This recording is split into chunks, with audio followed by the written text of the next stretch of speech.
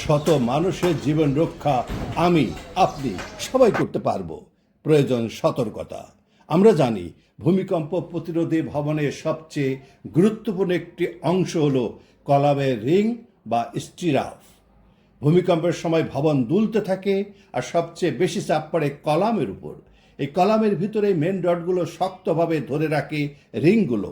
এই রিং যদি সঠিকভাবে বাঁধা না হয়, হুক সঠিকভাবে না দেওয়া হয়, তাহলে ভূমিকম্পের সময় রড সরে যেতে পারে, কলাম দুর্বল হয়ে যেতে পারে, এমনকি ভবন ধসে পড়ার ঝুঁকি তৈরি হয়। নিরাপদ নির্মাণে কংক্রিটের হুক সাধারণভাবে বিশেষ কৌণিকভাবে বাঁকানো হয়ে থাকে, যাতে কংক্রিটের ভিতরে শক্তভাবে আটকে থাকে এবং সহজে খুলে না যায়। মনে রাখতে হবে, ভবনের শক্তি বাইরে নয়, ভেতরে রড এবং সঠিক কারিগরি নিয়মের মধ্যেই। সঠিক নিয়মে কাজ করুন, ভবনকে নিরাপদ রাখুন। বন্ধুরা, ভালো থাকুন, ভালো রাখুন।